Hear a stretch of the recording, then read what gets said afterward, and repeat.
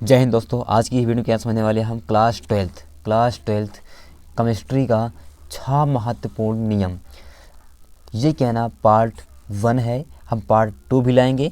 अभी कहना अच्छा है, फिर पार्ट 2 में कहना कुछ नियम है उसको कहना लाएंगे। ये जो नियम है ना, ये सारे नियम वीवीआई क्वेश्चन हैं, क्योंकि ये सब कहना इतने महत्वपूर्ण क्वेश्चन हैं कि ये सब अगर आप नहीं पढ़ेंगे, नहीं याद करेंगे तो पेपर में आपका ये नियम जो आएगा ना, नियम छूट सकता है। ठीक है, इसलिए जितना भी कहना नियम है आपको सारे नियम को अच्छे से याद करना होगा। ठीक है, तभी कहना आपका 100 में 100 नंबर पूरा पक्का होगा। चलो कहना देख लेते हैं आज कहना कौन से 6 कहना महत्वपूर्ण नियम हैं, उनको कहना हम बार बार से सबको देख लेते हैं। चलो वीडियो स्टार्ट करते हैं और देख लेते हैं। ठीक है, तो पहला नियम क्या है, सारे जो नियम है सब क्या है, बहुत इंपॉर्टेंट, मोस्ट इम्पॉर्टेंट नियम है। ठीक है, तो ये कहना पार्ट 1 हम बता ही चुके हैं। तो जो पहला क्वेश्चन मतलब जो पहला नियम है वो है राउल्ट का नियम लिखिए। ठीक है, क्वेश्चन क्या है, राउल्ट का नियम लिखिए तथा उसकी सीमाएं बताइए।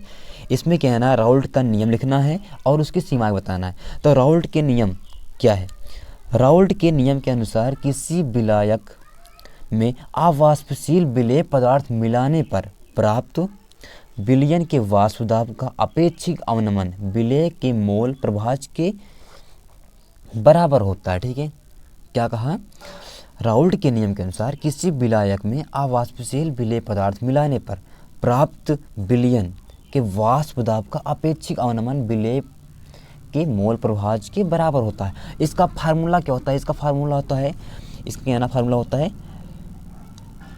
P dash minus P S, ठीक है, upon P dash equal small N plus ये कुछ नहीं। ठीक है, यहाँ क्या ना, ऊपर स्मॉल एन होता है, फिर नीचे small N plus capital N होता है। ठीक है, तो ये क्या ना इसका फार्मूला होता है। ठीक है, किसका, राउल्ट के नियम का। ठीक है, चलो क्या ना अब देख लेते हैं राउल्ट के नियम की सीमाएं क्या है। ठीक है, सीमाओं को चलो क्या ना देख लेते हैं। ठीक है, अब देखो राउल्ट के नियम की सीमाएं क्या क्या हैं। राउल्ट के नियम क्या सीमाएं हैं, पहला, यह तनु विलयन पर लागू होता है। ठीक है, राउल्ट की जो सीमाएं हैं वो क्या है, पहला, यह तनु विलयन पर लागू होता है। दूसरा है, यह अवाष्पशील पदार्थ के विलयन पर लागू होता है। ठीक है, जो वाष्पशील नहीं होते हैं पदार्थ उन पर क्या ना ये लागू होता है। ठीक है, और ये तीसरा क्या है, तीसरा, यह विद्युत अपघट्य के विलयन पर लागू नहीं होता है। जो विद्युत अपघट्य वाले विलयन रहेंगे उन पर ये नियम लागू नहीं होता है। ठीक है, समझ गए ना। अब क्या है, दूसरा प्रश्न क्या है, दूसरा है हेरनी का नियम। दूसरा नियम है हेरनी का नियम तथा उसकी सीमाएं व अनुप्रयोग लिखिए। ठीक है, इसमें क्या है ना, हेरनी का नियम भी लिखना है, उसकी सीमाएं भी लिखना है और उसका अनुप्रयोग भी लिखना है कि कहाँ पर हेरनी का नियम का प्रयोग होता है। ठीक है, उसको लिखना है। तो पहले लिख लेते हैं हेरनी का नियम क्या है। हेरनी का नियम है, हेरनी के नियम के अनुसार स्थिर ताप पर किसी गैस की द्रव में विलेयता गैस के दाब के समानुपाती होता है। ठीक है, क्या कह रहा है कि हेरनी के नियम के अनुसार स्थिर ताप पर किसी गैस की द्रव में विलेयता, ठीक है, तो यहाँ पर इसकी द्रव में विलेयता गैस के दाब के समानुपाती होता है। तो यहाँ पर इसका जो फार्मूला हो जाएगा वो हो जाएगा एम अनुक्रमानुपाती क्या हो जाएगा, पी। ठीक है, ये क्या है ना इसका फार्मूला होता है। ठीक है, लेकिन इसमें क्या है ना, अगर हम जो क्या है ना अनुक्रमानुपाती को अगर हटाएंगे चिन्ह इसको, तो यहाँ पर क्या है ना कांस्टेंट कुछ लगेगा जो हो जाएगा एम इक्वल के एच, ये क्या है ना, यहाँ पर ये कांस्टेंट हो गया और पी यहाँ पर आ गया। ठीक है, अब ये ऐसे क्या है ना ये नियम इसका बन जाता है। ठीक है, मतलब इसका क्या है ना ये फार्मूला बनता है। ठीक है, अब यहाँ क्या देख लेते हैं, यम क्या है और के एच क्या है और पी क्या है। ठीक है, इसको जानना क्या है ज़रूरी है। ठीक है, ये तीनों क्या क्या है। ठीक है, तो क्या ना देखते हैं। तो जो यम है ना, यम है घुली हुई गैस की मात्रा। ठीक है, घुली हुई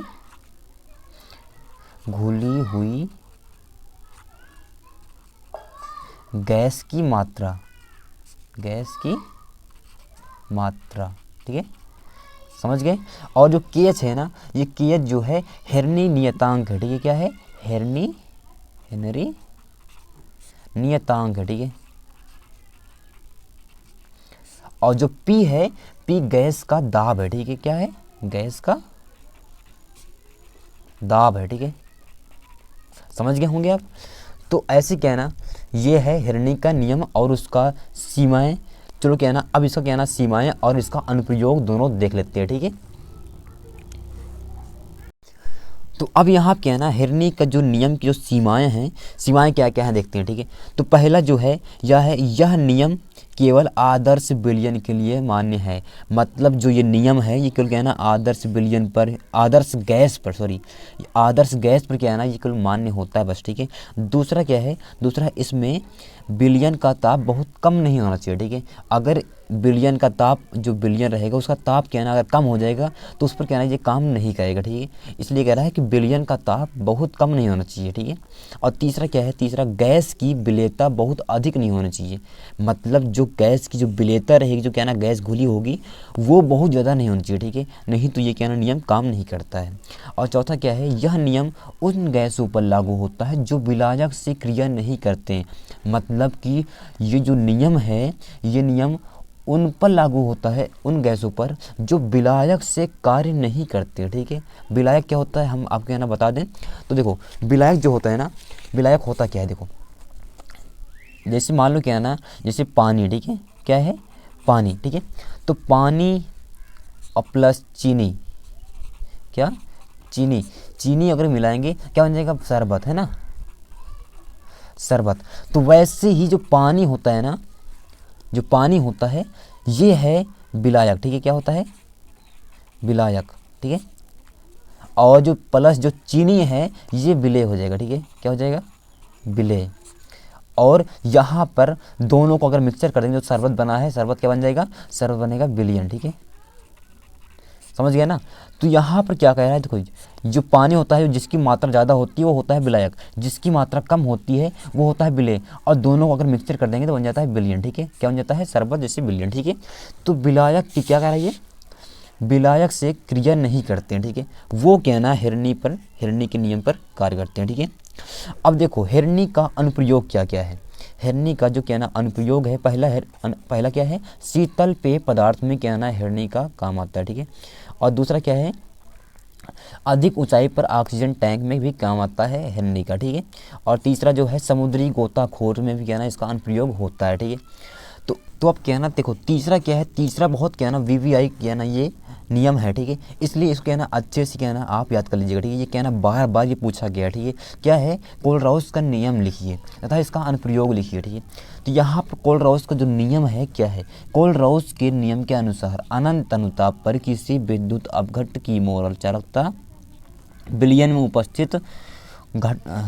में उपस्थित धनायनों तथा ऋणायनों की मोलर चालकताओं की योग के बराबर होता है। क्या कह रहा है, नहीं समझ में आया ना। देखो पहले क्या ना, पहले इतना क्या ना स्क्रीनशॉट पहले मान लीजिए। तो देखो अब यहाँ क्या ना क्या कह रहा है, देखो यहाँ पर ये कह रहा है अनंत अनुता पर किसी विद्युत अपघट्ट का मोलर चालकता, ठीक है। मतलब इसके मान लेते हैं NaCl, ठीक है, नमक NaCl। जो NaCl है वो क्या है ना, इसको क्या है ना हम ऐसे दर सकते हैं, यहाँ क्या है ना इनफाइनाइट, ठीक है, ऐसे, ठीक है। तो ये जो क्या है ना, जो ये है NaCl, ये अनंत अनुता पर क्या है ना विद्युत अपघट्ट का मोलर चालकता है, ठीक है। तो विलयन में उपस्थित धनायनों, अब इसमें क्या है ना धनायन क्या है, अच्छा तो इसमें क्या है ना जो धनायन होगा वो Na होगा, है ना, नहीं। तो यहाँ पर इसको पहले क्या है ना ऐसे कर लेंगे इनफाइनाइट करके, यहाँ M। तो यहाँ क्या है ना जो Na है ये क्या है ना धनायन है, तो इसे क्या है ना प्लस ऐसे, ठीक है। और प्लस धनायनों तथा ऋणायनों की मोलर चालकता, तो यहाँ पर मोलर चालकता इसका क्या है, इसका क्या है ना ऐसे ही पहले, तो यहाँ क्या है Cl बचा, तो Cl, ठीक है। तो क्या है धनायनों तथा ऋणायनों की मोलर चालकता के योग दोनों को अगर जोड़ करेंगे तब बराबर होता है क्या, विद्युत अपघट्ट की मोलर चालकता के योग के बराबर ये होता है, ठीक है। समझ गया ना। तो ये क्या है बनता है कोलराउस का नियम का ये सूत्र, ठीक है, समझ गए ना आप। तो ऐसे क्या है ना कोलराउस का नियम क्या है ना ऐसे सूत्र का होता है, ठीक है। अब चलो देख लेते हैं इसका क्या है ना अनुप्रयोग क्या क्या है, ठीक है, कोलराउस का नियम का अनुप्रयोग क्या क्या है, ठीक है, चलो देख लेते हैं। तो आप क्या है ना देखो कोलराउस का जो अनुप्रयोग है वो क्या है, देखो कोलराउस का अनुप्रयोग, देखो इसका जो अनुप्रयोग होता है ना वो होता है वियोजन की कोटि ज्ञात करने में, ठीक है, क्या होता है वियोजन की कोटि ज्ञात करने में क्या है ना इसका अनुप्रयोग होता है, ठीक है। अब वो चलो क्या ना देख लेते हैं क्या है, वो है किसी सांद्रता पर विद्युत अपघट्ट की मोलर चालकता तथा अनंत तन्यता पर विद्युत अपघट्ट की मोलर चालकता के अनुपात को वियोजन की कोटि कहते हैं, ठीक है। अब इसे क्या है ना कैसे इसका क्या फार्मूला क्या होता है ये देख लेते हैं, ठीक है, क्या होता है इसका फार्मूला। अब इसका क्या ना फार्मूला क्या होता है, देखो फार्मूला क्या होता है, फार्मूला होता है वियोजन की मात्रा, ठीक है, क्या होता है वियोजन की मात्रा, मात्रा लिखो या फिर कोटि लिखो, ठीक है, एक ही बात है वो, ठीक है। यहाँ क्या ना कोटि कह रहा है, ठीक है, कोटि ज्ञात करने में वही कोटि या मात्रा एक ही बात है, ठीक है, बराबर यहाँ क्या ना यहाँ सी एम, ठीक है, अपान अल्फ़ा, यहाँ क्या ना अनंत तक रहेगा और यहाँ एम, ठीक है, समझ गया ना, ये एम है, ठीक है। तो ये क्या है ना ये होता है फार्मूला क्या है ना इसका, ठीक है, समझ गए आप। तो ऐसे क्या है ना इसे क्या है ना अनुप्रयोग का भी हो गया, ठीक है, फार्मूला ये हो गया, ठीक है। चलो आप देखते हैं अब क्या है चौथा है फैराडे का विद्युत अपघट्ट संबंधी नियम। ये कहना बहुत ही VVI ये कहना बहुत ही इम्पोर्टेंट है, ठीक है, इतना इम्पोर्टेंट है कि कुछ कह नहीं सकते, ठीक है, बहुत ही इम्पोर्टेंट है, 3 स्टार। ये कहना बहुत ही इम्पोर्टेंट, ये कहना हर बार पूछा जाता है, ठीक है। तो देखो फैराडे का विद्युत अपघट्ट संबंधी नियम क्या है। जो फैराडे थे ना वो 2 नियम थे, ठीक है, फैराडे का विद्युत संबंधी 2 नियम है, ठीक है। क्या है प्रथम नियम क्या है, देखो पहला नियम जो है ना वो पहला नियम जो है इस नियम के अनुसार विद्युत अपघटन में प्रत्येक इलेक्ट्रोड पर मुक्त होने वाली पदार्थ की मात्रा बिलियन में प्रवाहित धारा के परिमाण के समानुपाती होता है। क्या कह रहा है पहले नियम में, इस नियम के अनुसार विद्युत अपघट्ट में प्रत्येक इलेक्ट्रोड पर मुक्त होने वाली पदार्थ की मात्रा बिलियन में प्रवाहित धारा के परिमाण के समानुपाती होता है, ठीक है। तो देखते हैं क्या फार्मूला क्या होता है इसका, ठीक है। तो अब यहाँ क्या ना जो है देखो अब यहाँ पर अगर क्या इसका फार्मूला निकालेंगे तो क्या हो जाएगा, ये कहना होगा W, ये कहना यहाँ पर ये समानुपाती क्यों, ठीक है, W समानुपाती क्यों, ये कहना होता है फार्मूला, ठीक है। अगर इसी को अगर समानुपाती चिन्ह अगर हटाएंगे तो क्या बनेगा, यहाँ क्या ना बनेगा W यहाँ पे ना कांस्टेंट आ जाता है Z, ठीक है, Z क्यों, ठीक है। तो ये क्या ना होता है, ठीक है, यहाँ पे ना बराबर लगेगा, ठीक है, जब कांस्टेंट क्या ना हटेगा तो यहाँ बराबर लगेगा, ठीक है, यहाँ पर। तो ये हो गया और हमें क्या ना चूँकि हमें पता है कि क्यों बराबर क्या होता है, क्यों बराबर होता है IT, ठीक है, ये हमको पता है, ठीक है। तो यहाँ पर अगर क्या ना इसको लिखेंगे तो कैसे लिखेंगे, यहाँ पर क्या है देखो W बराबर ZIT, ठीक है, ये कहना इसका फार्मूला बन जाएगा, ठीक है। ये कहना फाइनल कहना फैराडे का प्रथम नियम का ये पहला फार्मूला हो गया, ठीक है। तो ऐसे कहना ये हो गया। दूसरा कहना तो नियम देख लेते हैं, ठीक है, दूसरा नियम फैराडे का क्या है, ठीक है। तो अब देखो द्वितीय नियम क्या है फैराडे का। इस नियम के अनुसार जब विद्युत धारा की समान मात्रा विभिन्न विद्युत अपघट्टों में प्रवाहित होती है तो इलेक्ट्रोड पर मुक्त होने वाली पदार्थ की मात्राएं तुल्यांकी द्रव्यमानों के समानुपाती होता है। मतलब कि W1 समानुपाती का चिन्ह फिर क्या है ना ये E1, ठीक है, और यहाँ पर फिर W2 समानुपाती E2, ठीक है, ये होता है, समझ गया ना। अगर हम क्या ना यहाँ समानुपाती का चिन्ह अगर हटाएंगे तो क्या हो जाएगा, ये हो जाएगा W1 बराबर E1, ठीक है, यहाँ पर W2 बराबर E2, ठीक है। और देखो हमको पता है अभी क्या है ना जस्ट पहले क्या है ना हम अभी किए W बराबर क्या होता है, W बराबर होता है ZIT। अभी क्या है ना इसके पहले क्या है ना हम पहले नियम में देखे थे, ठीक है, ये द्वितीय नियम है ना फैराडे का, तो पहले नियम में देखे थे कि W बराबर क्या होता है क्योंकि हमको पता है कि W बराबर क्या होता है, ZIT होता है, ठीक है। तो ये क्या है ना हमको पता है, ठीक है। तो यहाँ पर अगर क्या रख देंगे इसी को, ठीक है, तो क्या हो जाएगा, यहाँ पर Z1, यहाँ पर हो जाएगा Z1 और IT, ठीक है। और यहाँ पर फिर क्या हो जाएगा, बराबर E1। यहाँ पर भी नीचे हो जाएगा Z1 TIT, ठीक है, बराबर E2, है ना। यहाँ 2 होगा ना, मगर 2, ठीक है। ये हो गया। यहाँ क्या है ना पहले लगा देते हैं, दोनों क्या है ना ऐसे, ठीक है, ताकि दोनों क्या है ना अपान में है, ठीक है, दोनों क्या है ना बटे में है, ओके।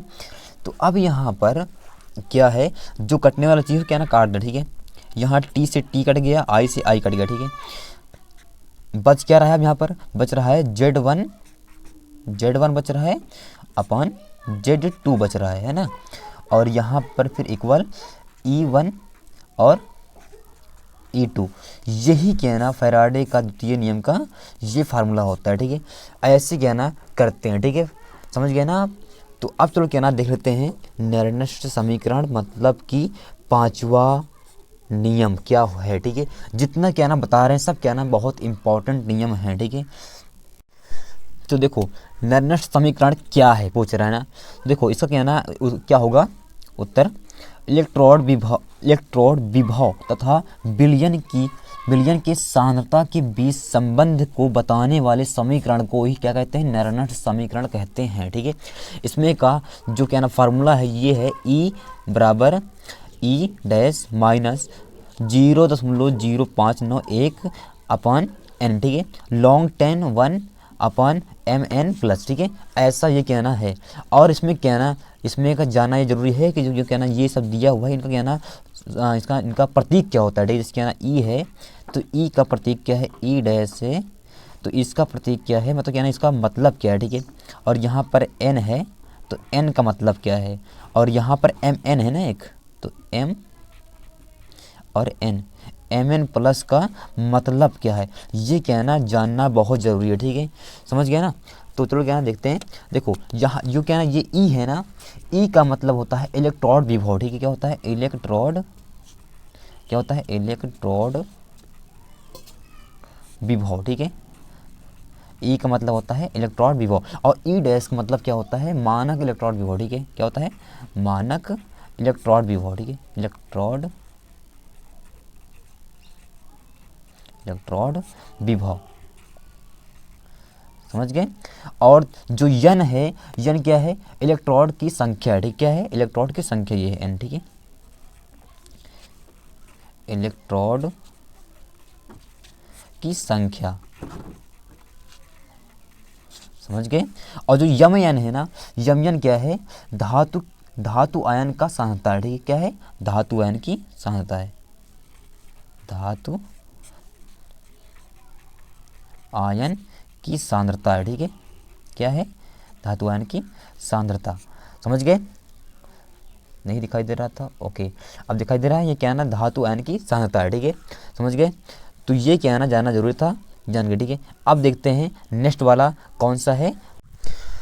तो देखो क्या है ना छठवां प्रश्न क्या है, छठवां प्रश्न है अर्हेनियस समीकरण दीजिए तथा इसमें प्रयुक्त प्रतीकों का अर्थ लिखिए। मतलब कि जो क्या है ना इसमें ये जो है इन सब का अर्थ लिखना है कि इन सब का मतलब क्या होता है, अर्थ क्या होता है, ठीक है। तो पहले देख लेते हैं इसका समीकरण क्या है। समीकरण क्या है, अर्हेनियस ने वेग स्थिरांक तथा परम ताप के बीच एक संबंध बताया, ठीक है। अर्हेनियस जो थे एक वैज्ञानिक थे, ठीक है, वो क्या है वेग स्थिरांक तथा परम ताप के बीच एक संबंध बताए थे वो, जिसके अनुसार ताप बढ़ाने से वेग में चरघातीय रूप से वृद्धि होती है, ठीक है। ये चीज़ अर्हेनियस वैज्ञानिक ने बताया था, ठीक है। तो उनके ना जो क्या ना फार्मूला निकलता है ये है K बराबर AE और फिर माइनस में EA अपॉन RT, ये क्या है ना इसका फार्मूला है, ठीक है। अब इसमें चलो देख लेते हैं कि K क्या है इसमें, ठीक है, और AE क्या है इसमें, ठीक है, सब देखेंगे, ठीक है। इसमें A क्या है और इसमें E क्या है और इसमें माइनस EA क्या है और RT क्या है, ठीक है, इसमें R और T क्या है, ठीक है। इसको क्या है बारी बारी से देख लेते हैं, ठीक है। तो इसमें क्या है इसमें जो है, इसमें मतलब कि देखो यहाँ पर क्या है, के का मतलब होता है वेग स्थिरांक, ठीक है, क्या है, वेग स्थिरांक, स्थिरांक, ठीक है। और जो यहाँ पर ई ए क्या है ना साथ में होता है, ठीक है, ये दोनों क्या है ना साथ में होता है, ठीक है, समझ गया ना, ये दोनों साथ में होता है। तो ये क्या है, आवर्त गुणांक, ठीक है, क्या है, आवृत्ति गुणांक, ठीक है, आवृत्ति गुणांक, ठीक है, गुणांक है। और जो क्या है ना माइनस ई ए है, ये है सक्रियण ऊर्जा, ठीक है, क्या है, सक्रियण ऊर्जा, सक्रियण ऊर्जा, ठीक है। और जो आर है, आर क्या है, गैस नियतांक, ठीक है, क्या है, आर गैस नियतांक, ठीक है। और जो टी है परमताप, ठीक है, क्या है, टी क्या है, परमताप, समझ गए। तो ये क्या है ना अरहेनियस समीकरण का, अरहेनियस समीकरण ये हो गया, और अरहेनियस समीकरण जो क्या है ना जो फार्मूला दिए थे उन सब का अर्थ भी ये हो गया, ठीक है। तो समझ गए। तो आज क्या है ना ये 6 क्या है ना नियम कंप्लीट हो गए। तो आज की इस वीडियो में क्या है ना हमने देखा 6 महत्वपूर्ण नियम, ठीक है। ये क्या है ना पार्ट 1 था, पार्ट 2 भी क्या है ना हम लाएंगे, ठीक है, क्या, पार्ट 2 भी हम लाएंगे। बस क्या है ना इसमें क्या है ना अच्छा है। और पार्ट 2 में क्या है ना अभी 5 नियम अभी और क्या है ना कि बहुत इंपॉर्टेंट, वेरी वेरी इंपॉर्टेंट क्या है ना नियम है वो भी, ठीक है। तो पार्ट 2 को देखने के लिए हमारे चैनल को सब्सक्राइब कर लो, और साथ में क्या है ना बेल आइकन दबाकर ऑल पर सेट कर लो, ठीक है। चलो मिलते हैं अब नेक्स्ट नियम के साथ, और तब तक के लिए जय हिंद, वंदे मातरम, थैंक यू।